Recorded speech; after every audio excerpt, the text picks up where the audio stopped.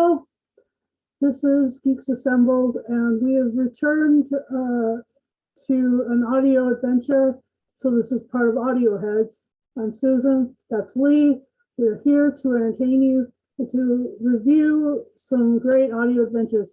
This one that we're reviewing is the fourth series of Jago and Litefoot, the dynamic duo from the Fourth Doctor's Talons of Wing Chang, and they have their own adventures, and these lead off into some great Victorian and Jacobean sort of experience. And this time they run up into a classic playwright, author kind of person in the realm of Oscar Wilde, and liked that a lot. And so I like this, and I was just I was just so glad to see some returning faces, and it also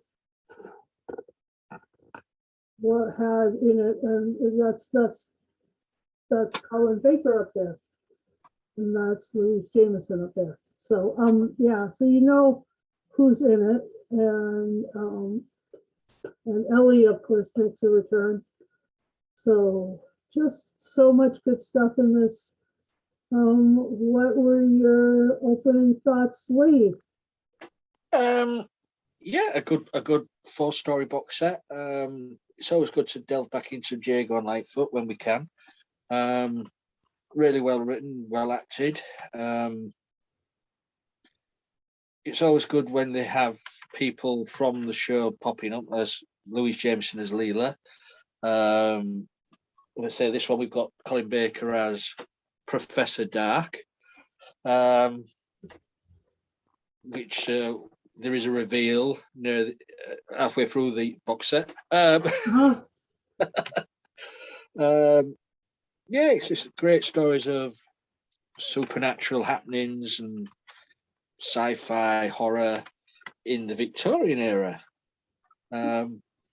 which I love.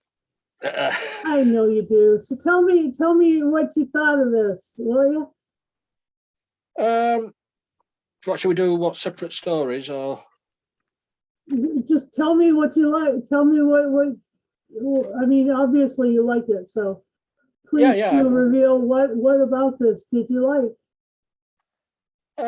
And I'll continue to interrupt you as we find things to talk about. I always like the camaraderie between Jago and Litefoot, which is so well played by Christopher Benjamin and Trevor Baxter. They were just, they're just gelled so well together. It's a shame, Trevor Baxter left us a few years ago now. I know. But we've got these to remember him by. I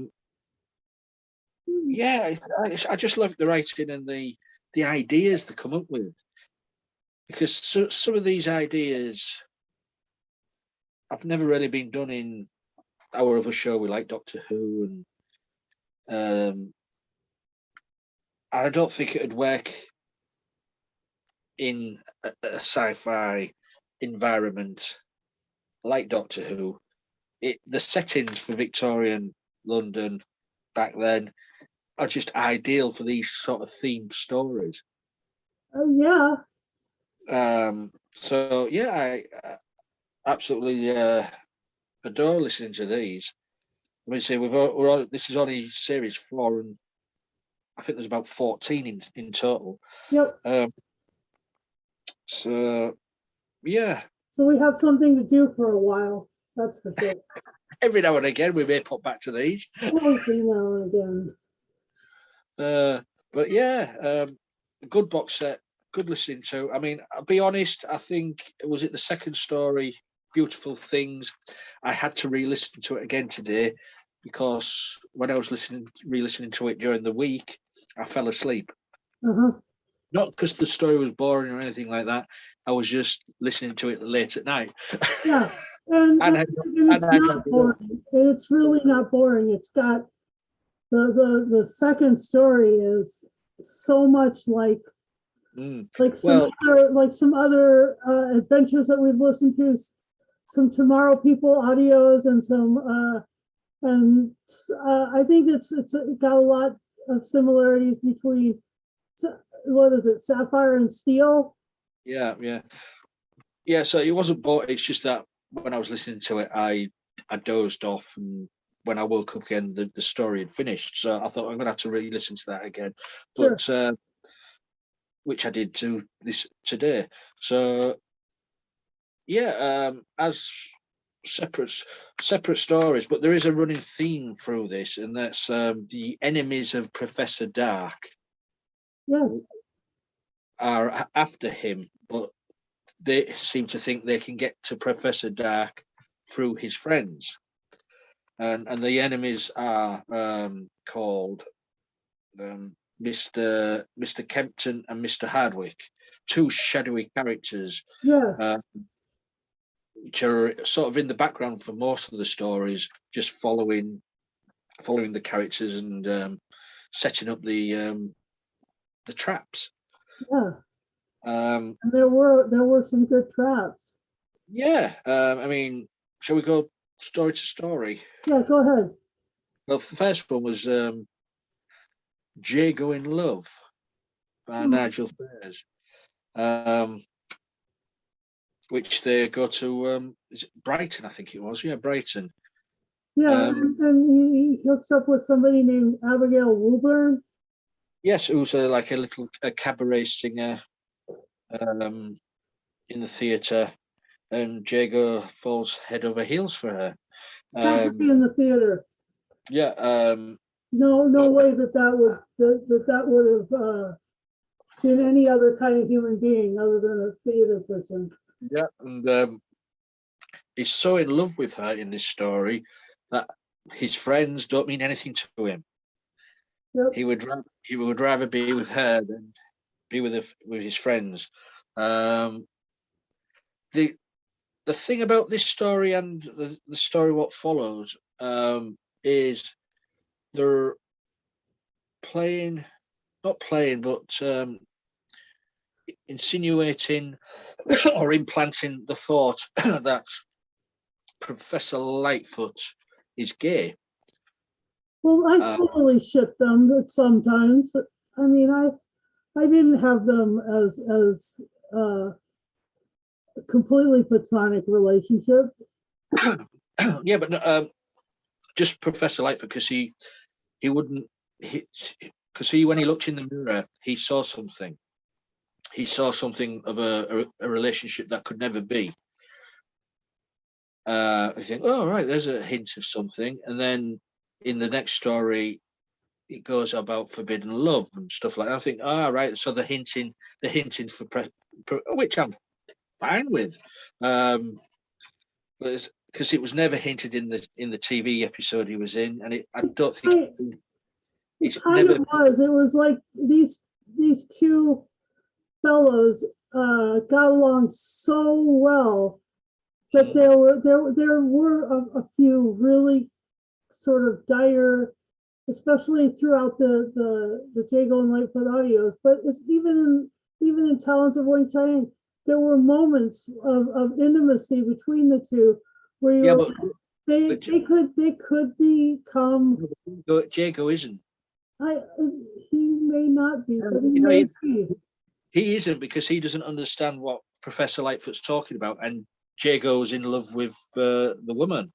So it's a love. If Lightfoot's in love with Jago, it's a love what he cannot.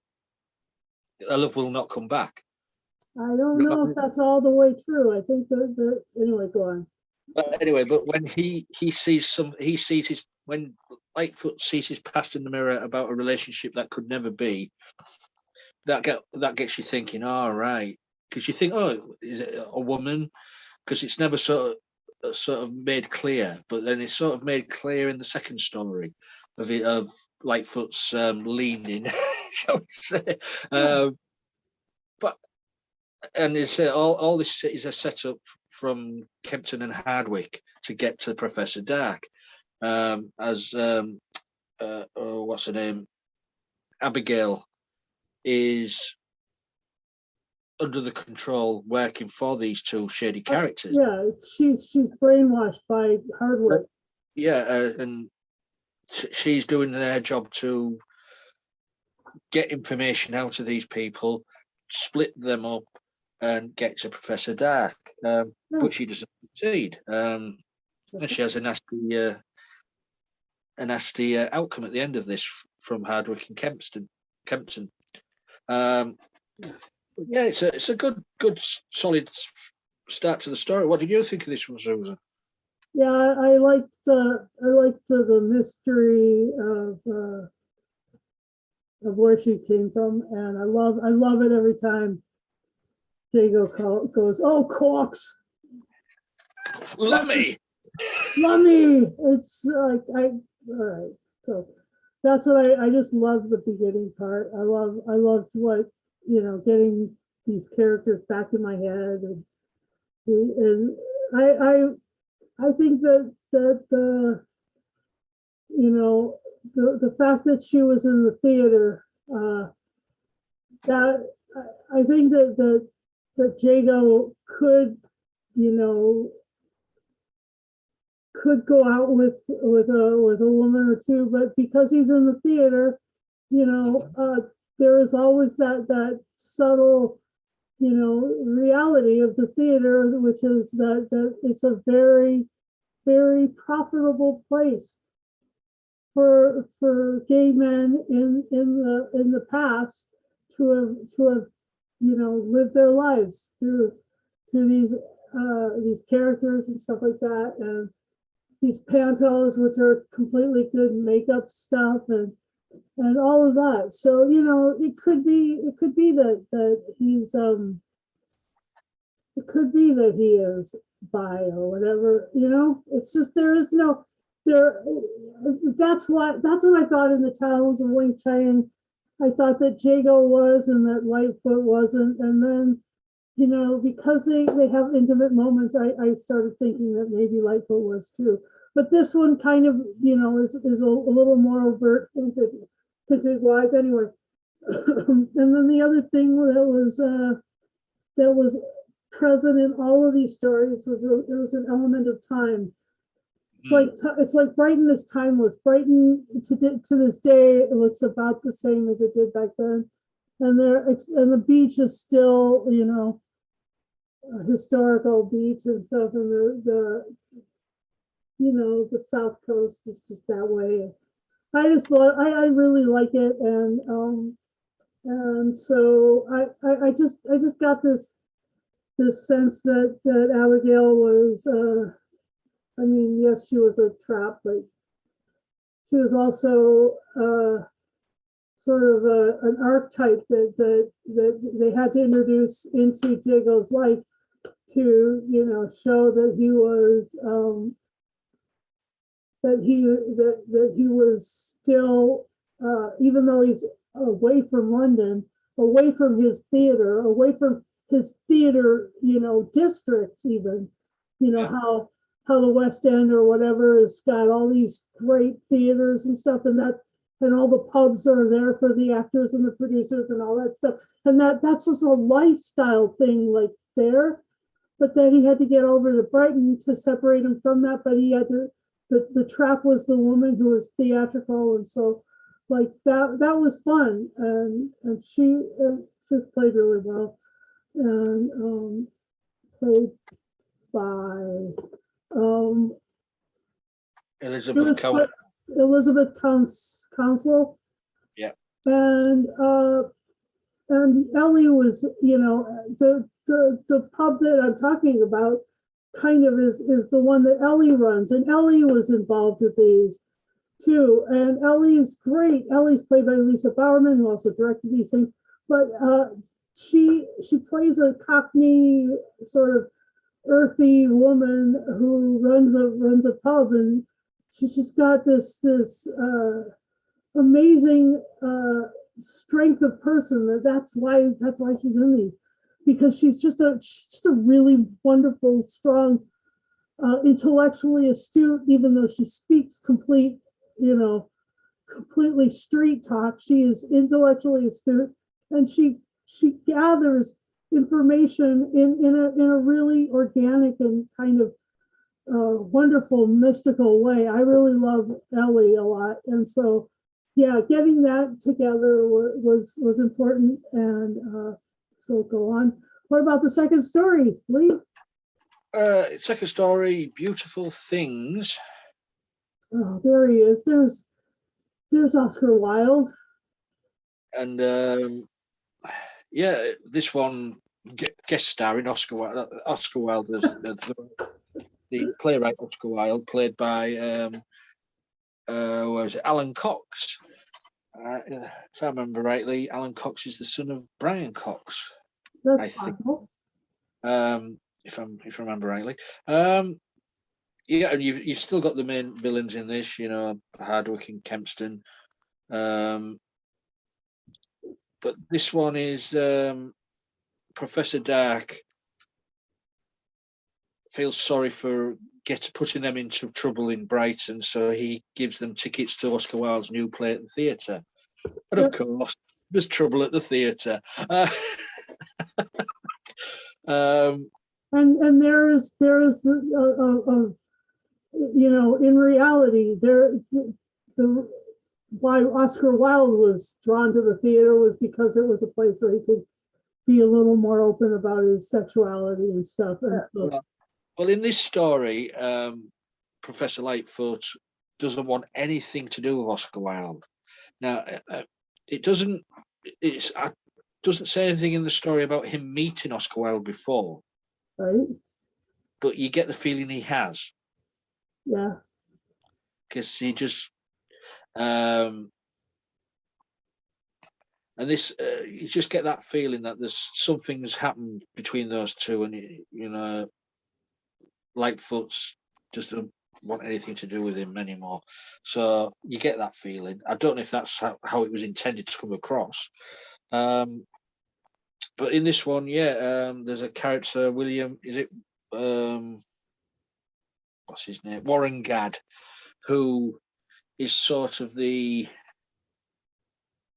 Dorian Gray character out of the Oscar Wilde play. Oh yeah, very much so. A young, fresh-faced, beautiful-looking young man, but who has a secret in his library, and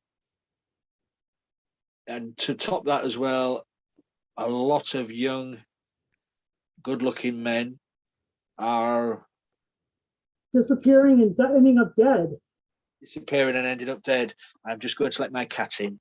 All right. Well, yeah. So that's part of the thing with this library and stuff is that these people are drained of their life as the books write them. The books are infinite, and it's there's an infinite number of books in this library and an infinite number of shelves and stacks, and it goes in a million different directions. It's like a library, the Noah Wiley library in Librarians, that it actually possesses supernatural powers, and it's part of the Hardwick thing that they're. And then I think of Hardwick, and I think of the guy who's in Nerdist, and so anyway. But then I think back of that it's kind of like the Warehouse 13 or the place the just like all those other infinite spacers, and yeah. So. Well, what I got from the feeling I got from this, it was because the young men were lying about where they were going. Yeah. They never went there. They never reached there, but they told the relatives or wives or whoever they was going somewhere, but they never went there. And they were disappearing. and then that's the interconnection with this other character in the library, this old man, decrepit old man, and I got the feeling of the essence of Magnus Greel sort of vibe, because he was feeding off these young men. Yeah. Like Greel was feeding off those young women in Talons of Weng Chiang. Yeah. Oh wow, this is a bit of a similarity here. That's really good. Yeah, but the twist, the Dorian Gray twist is the young Gad character didn't exist. It didn't exist. He was just a image for the older version. It was a twist on the picture of Dorian Gray. It really was, and Yeah. it was a clever way of accessing that story in Wilde's life, and also telling and also telling that that these books that are being written about your life each letter, each word can be different. And one word changed. One word changes everything. So, like, and if I would stop using like and perhaps I would be speaking a rather more deep and meaningful English. But I sometimes use like a lot. And then the reveal is the Gad character was preying and feeding off gay men. Yep.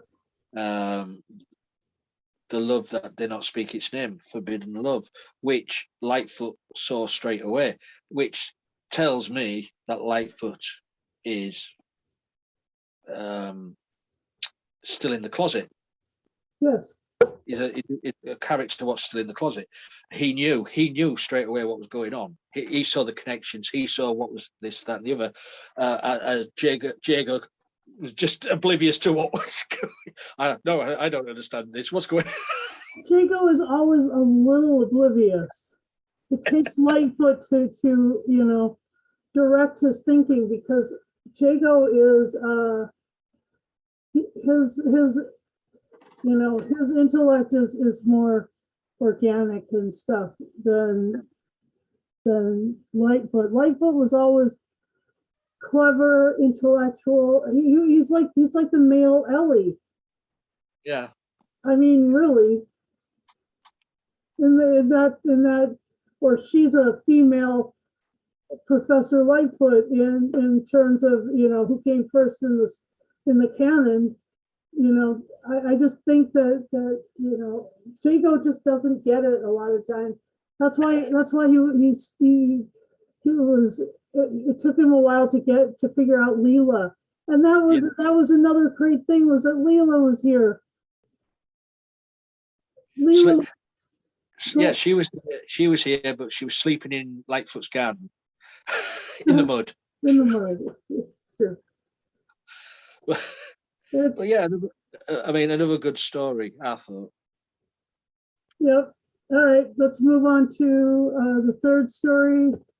The Lonely. It's called The Lonely Clock by Matthew Sweet. Yeah, there's old Leela. Yep. This is the one is slightly confusing here and there, but once you get into it, you think, all right, I understand what's going on now. Because at the end of the last one, the characters are all chased by Kempston and Hardwick, and as of course that was the intended thing to do, for Jago and Lightfoot to jump on that train. The villains wanted them to do that, and this is the train where time is sort of manipulated. It's like a Mobius strip of a track. It keeps going around and around and around. Yeah. It takes them a while to realize, because they've lost an hour here, or they've lost 5 hours, or they've gained an hour. there's a body on the train, and then there's no body on the train. Yep. So yeah, so it's a little bit confusing to begin with, but once you get into the story, it sort of gels together. Yep. And it is a time loop. It is a Groundhog Day type experience as they go round and round and round. Yeah. And it takes them a while to figure out that what they see out the window isn't what isn't changing drastically. It's not like a spiral up. It's like slow motion, or yeah. not moving very, because Leela and Ellie are outside. And they see him, and they see him, and they see him, and yeah. It's a well written story and well acted. But I say, out of the 4 stories, this is the one what you have to really concentrate on. True, that's true. Yeah, still good, and it's got all the main characters in this, and you've also got what's his name, Alex Mallinson as Boots in this one. So yeah, that's right. So yeah, that's what. Anything else you want on this one, Susan? Yeah, this is the one that was the brought Winnie in. Winnie, oh yeah, Winnie, the who turns out to be the body on the train, right? And then, but also she's outside. And they see her going around as they go around. And, yeah, exactly. This is why it's a little bit confusing. Yeah, I guess it's a bit like, Sapphire and Steel. It's a bit like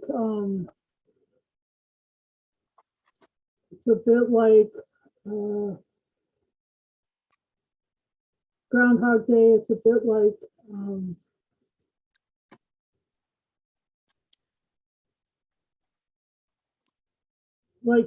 the Mummy on the Orient Express. It's got that each thing has to do with time and time travel. As you say, that most of these, well, I think all of these stories, it's time related. Yeah, quite true. Yeah, you're right. And the other thing that really was great about this was the hourglass thing. And was it in this story that the Professor Dark was revealed to be the Doctor? At the end of it, yeah. At the very end, yeah. Yeah, because which leads into the last story of the Hourglass Killers. Oh, look who's on the cover there. A little Colin. So would you move on to the Hourglass Killers, please? Yeah, sure. This one, a good adventure. This one, guest starring Terry Malloy in this one as well. Terry Malloy, and he played. Yes, he's great. That was fun. What did he play? Who did he play? Lord Ampthill, who they found trapped in a giant hourglass. Yep. Because Kempston and Hardwick are, as it's revealed, are not of this world. They're after the Doctor. They want time travel. They want the TARDIS. They do want the TARDIS. That is for crying out loud. And then you find out that they can control sands of time. Yep. Sand people, not the ones out of Star Wars. The sand people who are created from sand, and it turns out that Kempston and Hardwick are made of the same thing. They're just sort of sand, which I think is a great idea. You can just imagine. It's a bit like Spider-Man's nemesis in that one movie. Yeah, the Sandman. Yeah, quite. But yeah, that's or all.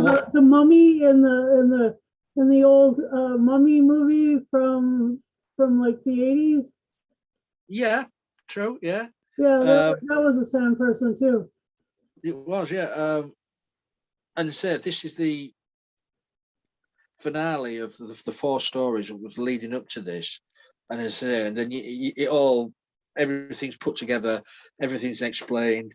That these two characters, the main villains, have just been after the Doctor's knowledge of time travel of the TARDIS, and that's what they Yeah. want. They desperately want that. They desperately want that. And it say it's great. You say you've even got Sergeant Quick's back in this one as well, of course. Good old Sergeant Quick. Yep. You've got the, as you say, the hourglass is a main thing in this. In the sort of finale of this story is the giant hourglasses where they can control sand, because glass is made of sand, and they've been the villains have been one step ahead all the time. They know what they're doing because they're in the glass. They're in any sort of glass.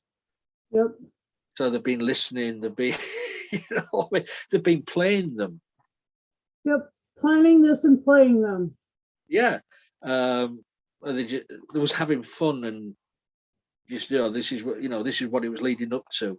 Yep. But they were defeated in the end. Yes, they were. What I mean, the worst thing what you can add to sand is water. Yep. But yeah, a great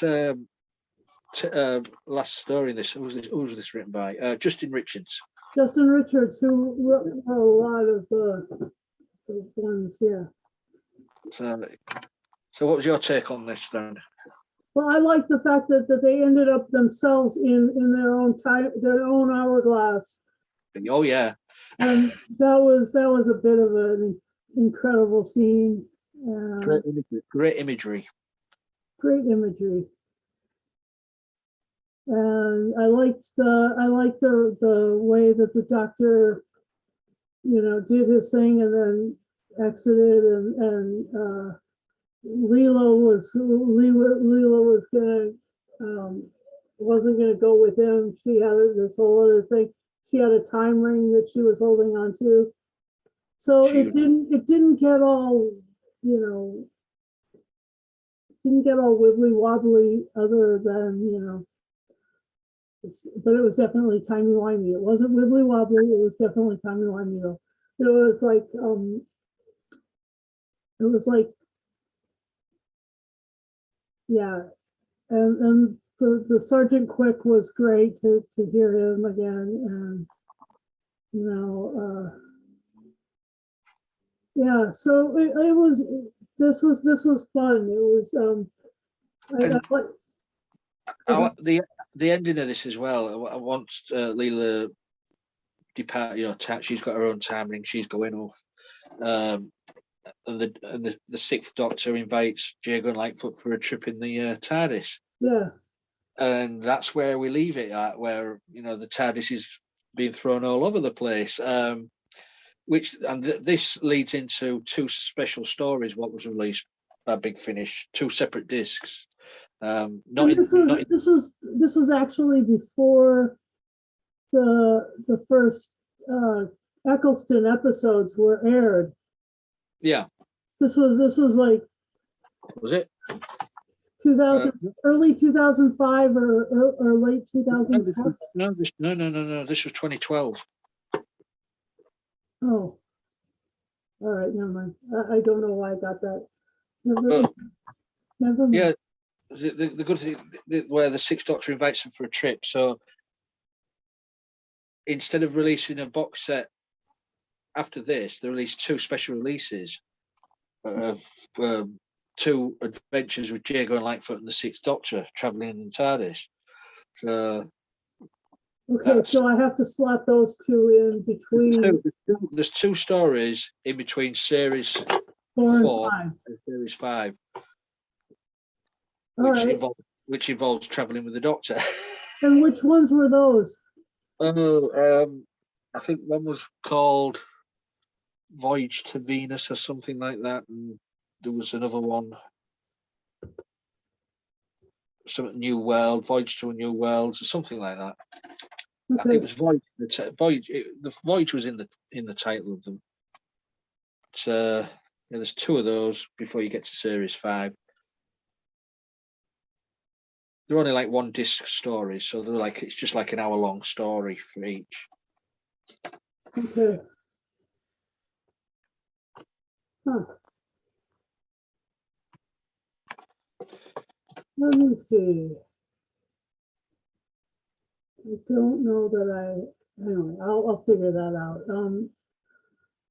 But yeah, so what's your final say and score then?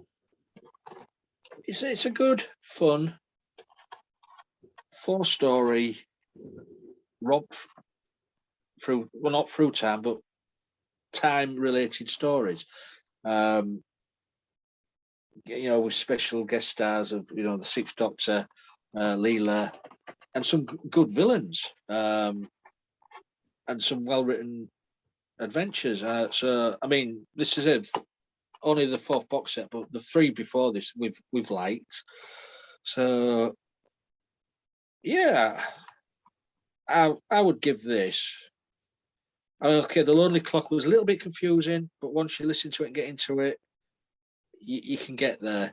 Yeah. But it's still going to get 10 hourglasses out of 10 for me. So good, yeah. Well, I was going to give it a 9. I was going to give it a 9 flagons of ale at the pub. Thanks, Ellie, for those out of 10. I really loved Jago and Litefoot, so I'll give it a 9.5 out of 10 too. That's valid. The thing that I really took away from this is that these two sort of strange companions from the Victorian times have so much to offer, and I love that they're. I want them to continue to evolve